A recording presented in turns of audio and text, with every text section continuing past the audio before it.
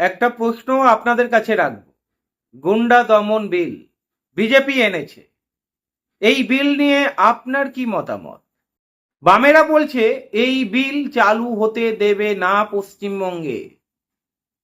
বামেদের আইনজীবীরা উঠে পড়ে লেগেছে, হাইকোর্ট সুপ্রিম কোর্ট পর্যন্ত যাবে, অলরেডি মামলা করে ফেলেছে।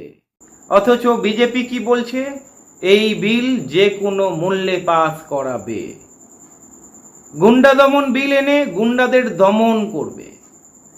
যাই হোক, বিলের সম্বন্ধে আপনারাই ভালো বলতে পারবেন। তবে আজকের ভিডিওতে শতরূপ ঘোষের একটা ভিডিও ক্লিপ আপনাদেরকে দেখাবো। এই ভিডিওটা দেখার পরে মতামত আপনারাই দেবেন। তবে শতরূপ যখন কথা বলেন, যুক্তি দিয়ে কথা বলেন। এই কারণেই পশ্চিমবঙ্গে যখনই যেখানেই রাজনৈতিক ডিবেট হয়, শতরূপ ফার্স্ট হয়, মানে শতরূপ 1 নম্বরে থাকে। আর শতরূপের বক্তব্য শুনে হাততালি দেবে না এমন লোক খুঁজে পাওয়া মুশকিল। গুন্ডা দমন বিল নিয়ে শতরূপ ঘোষ একটা জনসভা থেকে ঝড় তুলেছিল। ভিডিও ক্লিপটা আপনাদের সঙ্গে শেয়ার করছি, কথা বলবো আপনাদের সঙ্গে। আগে ভিডিও ক্লিপটা দেখুন। গুন্ডা দমন আইন নিয়ে সুপ্রিম কোর্ট অব্দি লড়াই করবে এবং আমরা আশাবাদী ওই আইনকে ওদের আমরা ফেরত করাবোই। কিন্তু এইটুকু আপনাদেরকে বলছি, নেতাজি সুভাষচন্দ্র বোসকে যারা গুন্ডা মনে করে আর গোপাল পাঠাকে যারা বিপ্লবী মনে করে, তারা আমাদেরকে গুন্ডা দমন বিল শেখাচ্ছে। শুভেন্দু আবার দেখছি গুন্ডা দমন বিল দেখাচ্ছে আমাদের, কারণ সব অনেক বিল আমরা দেখেছি এর আগে। শুভেন্দু অধিকারী আবার গুন্ডা, ওরা আমাদের কি গুন্ডা বলবে? ওরা আমাদেরকে কি গুন্ডা বলবে? ওরা নেতাজি সুভাষচন্দ্র বোসকে গুন্ডা বলে। কদিন আগে দেখলেন ওদের সভাপতি, রাজ্য সভাপতি সমীর ভট্টাচার্য ভাষণ দিতে গিয়ে বলছেন, শ্যামাপ্রসাদ মুখোপাধ্যায় যখন মিটিং করতেন সেই সময় ফরওয়ার্ড ব্লকের গুন্ডারা ওনার দিকে ঢিল ছুটত, মিটিং ভেস্তে দিত।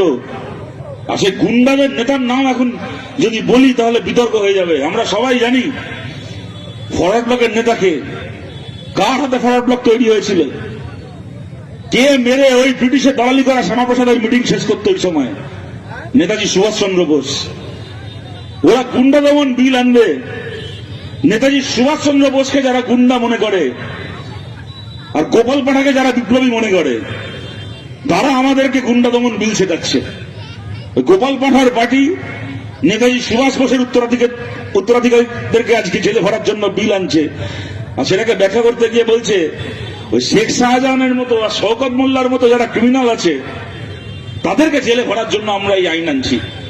আরে শেখ শাহজাহান শওকত মোল্লা তো এমনিই জেলে আছে, ওদেরকে জেলে ঢোকানোর জন্য আবার নতুন আইন লাগবে কেন? এই যে শওকত মোল্লা শেখ শাহজাহানরা জেলে আছে, এর থেকে কি প্রমাণ হয়? এর থেকে প্রমাণ হয় যারা শওকত মোল্লার মতো শেখ শাহজাহানের মতো কাজ করবে তাদেরকে গ্রেপ্তার করে জেলে ঢোকানোর মতো আইন ভারতের সংবিধানে ইতিমধ্যে মজুদ রয়েছে। তার জন্য নতুন আইন লাগে না। নতুন আইন কেন লাগে? নতুন আইন লাগে যারা বিজেপির বিরুদ্ধে প্রতিবাদ করবে, বিজেপির বিরুদ্ধে লড়াই করবে, বিজেপির বিরুদ্ধে জমায়েত করবে, তাদেরকে শাসানোর জন্য, তাদেরকে ভয় দেখানোর জন্য, তাদেরকে চোখ রাঙানোর জন্য আইন আনবে।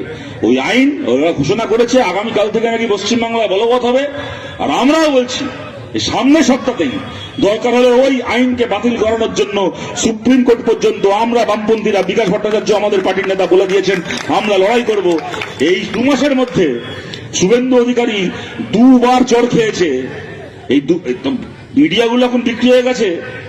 শুভেন্দু অধিকারী কত ভালো কাজ করছে, বিজেপি কত ভালো কাজ করছে তার প্রচার করতে ওরা গিলে নেয় যে খবরটা। এই 2 মাসের মধ্যে শুভেন্দু অধিকারীর সরকার 2 বার চড় খেয়েছে হাইকোর্টে।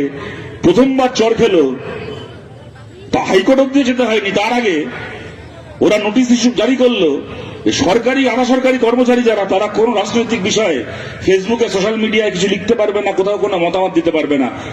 এমন বিক্ষোভ তৈরি হলো সরকারি কর্মচারীদের মধ্যে। 24 ঘন্টার মধ্যে সেই সরকারি সার্কুলারকে, সরকারি অর্ডারকে ফেরত দিতে হলো। তারপরে ওরা নিয়ম করলো সমস্ত সরকারি কর্মচারীকে বাধ্যতামূলকভাবে যোগা দিবসের দিন সরকারি প্রোগ্রামে গিয়ে যোগাসন করতে হবে, রেড রোডে গিয়ে হাজিরা দিতে হবে। বিকাশ ভট্টাচার্য মামলা করলেন হাইকোর্টে। সরকার হাইকোর্টে মুচলেখা দিল, হাইকোর্ট বললো যে আপনাদেরকে এই অর্ডার ফেরত দিতে হবে। সরকার হাইকোর্টে মুচলেখা দিল সরকারের পক্ষ থেকে যে আমরা আমাদের এই অর্ডার ফেরত দিচ্ছি, সরকারি কর্মচারীদেরকে আমরা অনুরোধ করছি, কিন্তু ওদেরকে আমরা বাধ্য করব না যোগা দিবসে রেড রোডে আসতে। 2 মাসের মধ্যে দুবার এই সরকারের গালে চড় খাওয়া হয়ে গেছে।